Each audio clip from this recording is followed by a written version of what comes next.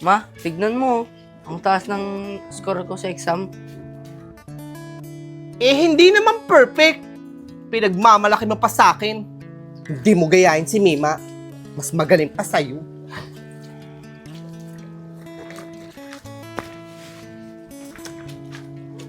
Ma, iulan ba tayo? Oo, Mima, nagluto ako dun sa loob. Kumain ka na. Kumain ka na ba? Di pa nga eh. Sige na, kumain na kayo dun.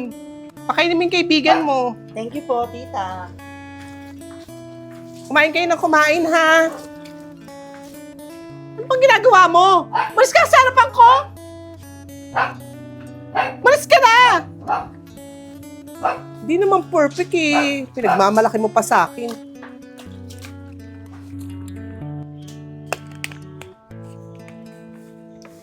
Nahihiyo talaga ako. Naparami ata inom ko kanina. Ma! Wala ba tayong yelo dyan? Nahihilo kasi ako eh. Wala, anak eh. Macho, bilang mo muna nga yun si Mima ng yelo. Nahihilo daw yung kapatid mo. Pero ma, meron pa akong ginagawa eh. Sabing bilang mo muna eh. Hindi mo unahin yung kapatid mo pag yun na paano, ha? Sige ma, bibilin ko na po. Bibili naman pala, yung dami-dami pang sinasabi. Ma, Ano yan, nak?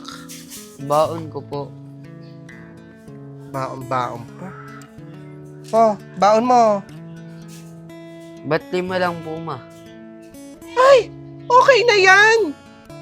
Nung araw nga kami nga walang baon eh. Eh, may kailangan po kami bilhin school project po eh.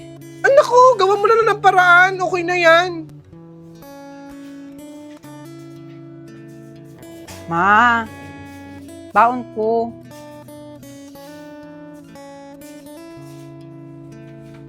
Oh, diba humingi ka sa akin nakaraan? 500, anak ko. Thank you, ma. Sige na, pumasok ka na doon, anak. Ayos, may pang-inom ako. Hindi terong to. Sa kanya pa ibaan. Pumasok ka doon, ang dami-dami pang tanong. Ka na magtanong-tanong pa dyan, macho. Pasok doon.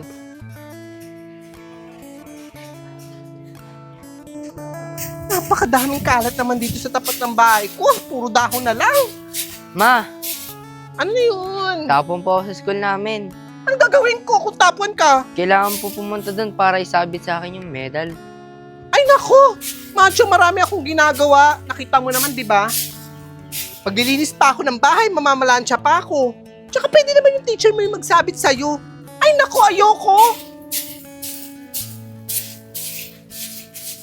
Ma, Ano yun, Mima? pinapatawag ka ni ma'am. Bakit daw? May PTA meeting ulit. Para saan yan? Mag-aambagan daw kayo para sa electric pan. O sige, ngayon na ba? Oo. O magbibihis na ako, samahan mo ako, Mima. Alika, dalian mo. Kumain ka na ba, Mima? Hindi pa, ma.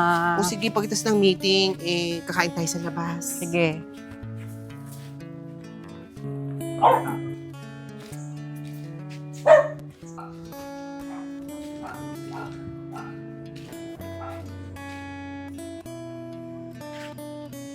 Mima, naninigarilyo ka na? Pakialam mo. Di ka ba nahihiya? Sinusunog mo yung pera na binibigay sa'yo ni mama? Panigurado pag nakita ka nung magagalit sa'yo yun. Ano bang ginagawa mo dito? Sinusundan mo ba ako? Ano, para isumbong mo ako kay mama? Ang giteron to. Palibasa hindi kayong paborito. Umuwi ka na nga doon. Mima! Naninigarilyo ka na! Hindi, ma. Nako! Baka makita ka ng mga teacher mo dito. Ano ma, ginalang yon? Hahayaan nyo lang siya manigarilyo? Ano ba ginagawa mo dito? Pumasok ka ba? Matanda na yan si Mima. Alam niya yung ginagawa niya. Umuwi ka na nga doon. Malamang nag-cutting ka na naman. Umuwi ka na! Ikaw kasi, Mima. Huwag ka dito maninigarilyo malapit sa school mo. Baka makita ka ng teacher mo.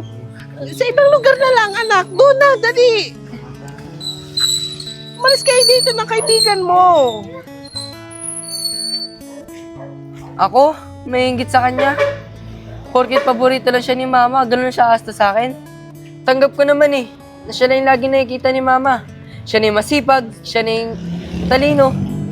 Ang hindi ko lang matanggap, nakita siya ni mama nagbibisyo. Di niya man lang pinagsabihan si Mima. Alam mo, you want me to go your home na para masampal ko na yung mama mo. Naiinis ako kung hindi lang talaga kita best friend eh. Naku, ano na ngayon ang plano mo? Saan ka pupunta? Macho!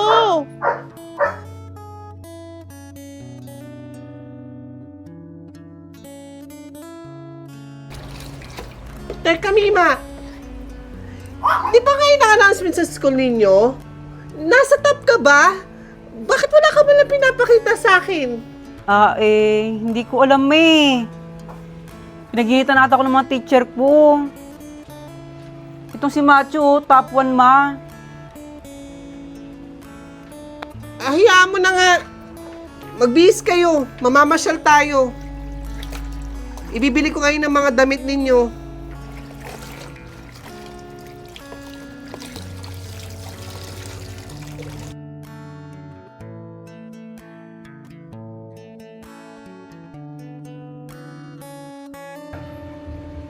Ma, dyan ba tayo ma? Daming damit.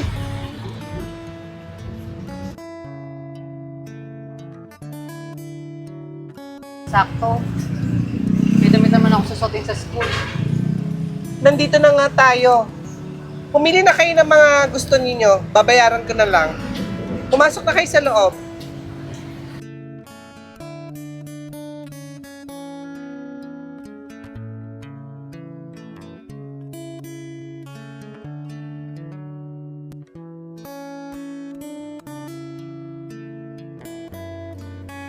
Ganda naman ito.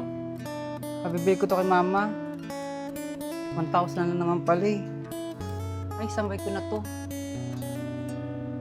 Para dalawang pamporma ko sa school. Ma, ito dalawa sa akin na 2,000. O sige, wala na ba? Bak meron pa. Pumili ka pa dyan. Bibili tayo ng marami. Ma, ito sa akin no, 680. 680 na to? Ay! Sa palengke, 50 lang to. Sorry mo to doon. Naku. Sa palengke ka na lang bumili. Yung mahal-mahal naman yan. 680. Sa palengke nga lang, mura. Doon ka na lang bumili, ha? Ito po yung babayaran namin, kuya. 2,000. Sige po.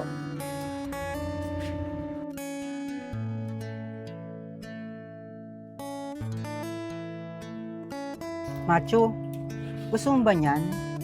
Gusto mo ba ipabili ko kay mama yung para sa'yo? Bakit Mima? Nakakonsensya ka ba? Okay lang ako. Nagtataka nga ako bakit ako sumama dito eh. Ano? Para pagbitbitin nyo ng mga bili sa'yo ni Mama? Macho, ayok mag-away tayo. Alam ko nasaktan ka sa mga sinabi ko nakaraan.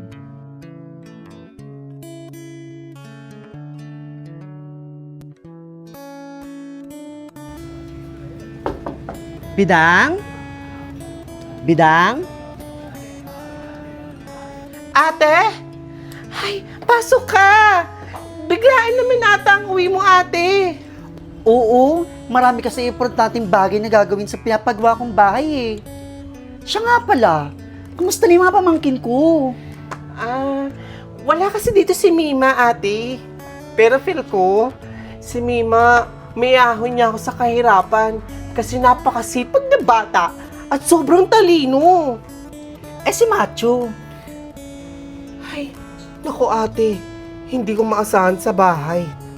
Tsaka, napakatigas ng ulo niyan. Hindi ko alam kung kanino nagbana yan eh. sino yun? Si Macho ba yun? Ay naku, huwag mo pansinin yan ate. Papansin lang yan. Naku, Anyway, ate, anong pasalubong mo sa akin?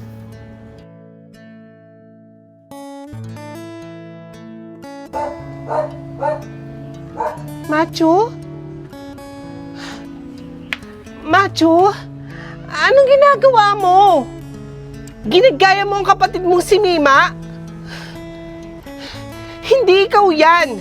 Huwag mong baguhin ang sarili mo para lang magustuhan ka ng nanay mo. Kung ito lang ang paraan para mapansin ako ni Mama, gagawin ko. Macho? Anong nangyayari sa kanya? May kisindi nga ate.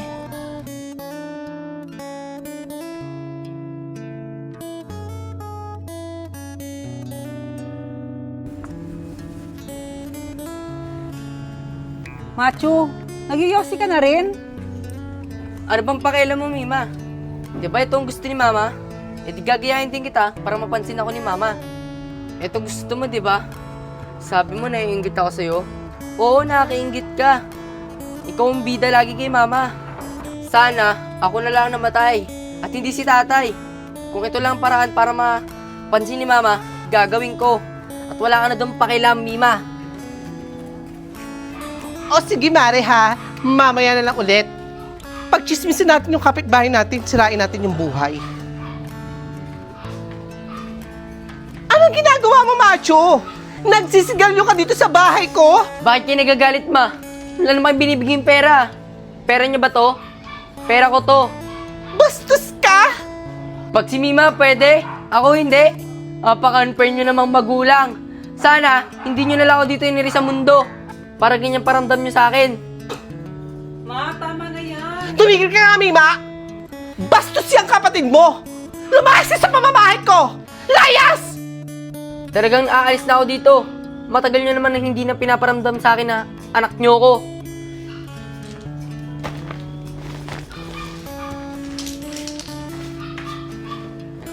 Ma, huwag niyo palayasin si Macho. Wala siya mapupuntahan. Hayaan mo siya, anak. Babalik din yan kapag nagutom. Asa ba yung susi ko?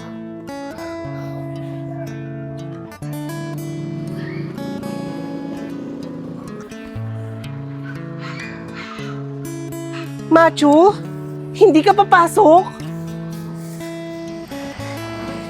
Macho, sandali! Huwag mo nga akong iwasan! Macho, sandali! Ano ba? Kausapin mo nga ako. Kanina mo pa ako iniiwasan. Bakit ba? Matutulungan mo ba ako? Hindi naman, di ba? Kaya pwede ba? Lubayan mo ako. Ako na lang ang kaibigan nagmamahal sa'yo. Ngayon kung ayaw mo, edi mag-friendship over na tayo.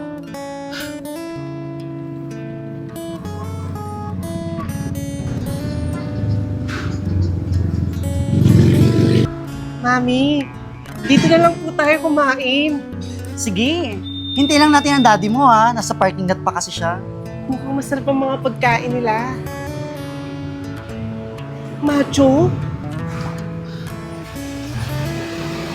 Bes, anong ginagawa mo dito? Kaya ba't hindi mo ko kinakausap? Dahil sa kalagayan mo ngayon? Ano ba't mag-best friend tayo kung hindi ka magsasabi ng mga problema mo? Wala, bes. Nakatambay lang ako dito. Pasensya pala kahapon, ha. Alam ko namang concern ka sa akin. Ang baho naman! Nakikipagkaibigan ka sa basurero? My God! Pero mami, kaibigan ko po siya. At best friend ko siya, mami. Tulungan po natin siya, mami. Hay naku anak, hindi pwede yun ha. Hindi bahay ampunan, ang bahay natin. Macho ang pangalan mo, di ba? May mga magulang ka. Naku, iho, umuwi ka sa inyo. Hindi yung mas pinili mong pang manirahan sa kalsada. Mga kabataan talaga ngayon, masyadong pagmalaki.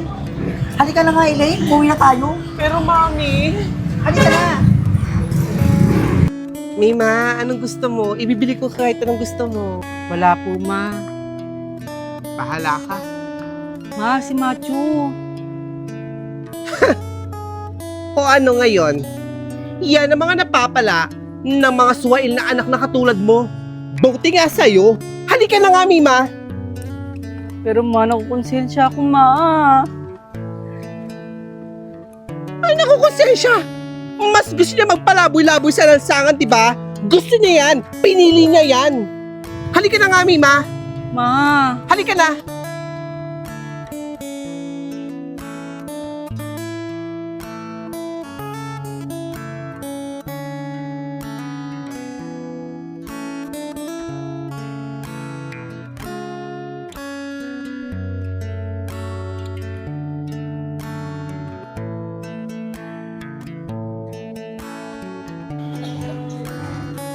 Daming pera.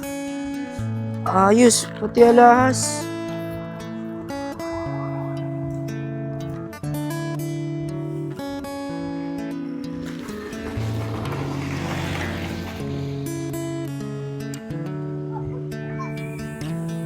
Saan ba yun, anak? hindi ko rin alam, eh. Ay! Ito na ata yun, anak. Ang laki ng bahay. Napakalaki ng bahay. Di ba may mga poste mo? Ang gara, anak. Ang lalaki. Sino ba may-ari nito? Hindi ko rin alam, eh. Siguro galing abroad ang may-ari nito. Napakalaki ng mga poste. Ang May swimming pool pa sila, ma. Naswerte natin. May bago tayong kapitbahay, anak. Sobrang Laki bait. ng bahay. Inibitahan pa talaga tayo dito.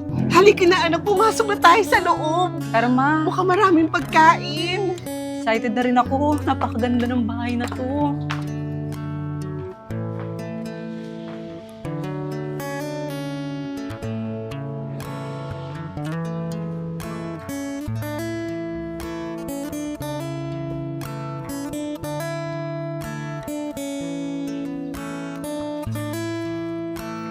Yaya, malinis na ba ang pool? Opo sir, malapit ko na po siyang matapos linisin. Parating na po ba yung mga bisita nyo? Oo eh. Sige, salamat. Dito ba yun? Nakakalito naman kasi yung mansion ni Macho eh. Bes? Bes! Kamusta ka na? Akala ko, nakalimutan mo na ako imbitahan sa birthday mo. Ako? Kakalimutan ka? Siyempre, kaibigan kita. Ito na ngayon yung buhay ko. I'm so proud of you, Bes. Napakalaki ng mansion mo. Anak! Ang laki na swimming pool nila! Ang ganda ng swimming pool nila, man. Laki. Ang laki! Gusto kong maligo dito, ma. Malalim kaya to? Ay naku, anak, baka malunod kay. Pero sige, doon tayo, anak! Matatapos na po ba yan, ate? Yes sir, konti na lang po, matatapos na po. Paparating na po kasi yung bisita po eh. Okay po sir, mamadali na po. Sobrang ganda talaga dito, anak. Napakaganda dito, ma. Gusto kong makita yung may-ari nito. Napakalawak pa ng lupain niya.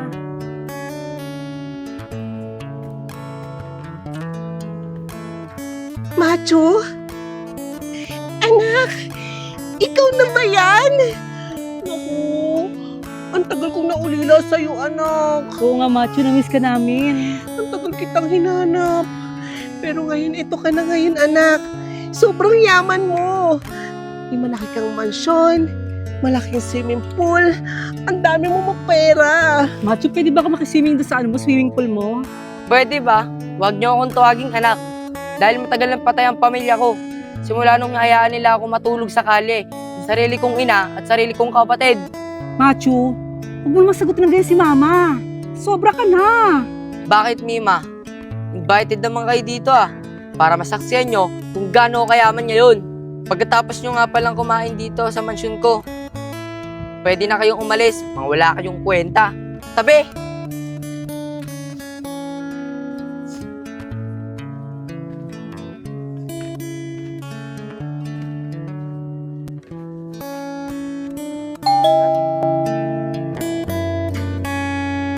Magandang umaga po.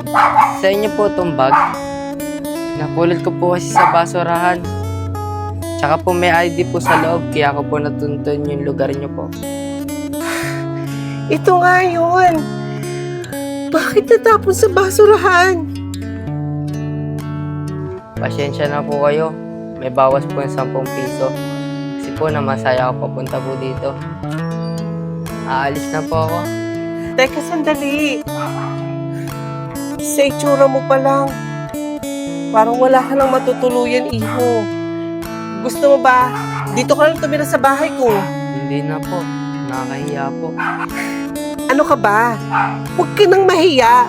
Napakabait mong bata. From now on, call me your mommy Pinky. Talaga po? Halika na, pumasok ka, iho. Huwag kang mahiya. Bakit hindi ako masaya? Ganun din naman ako sa kanila.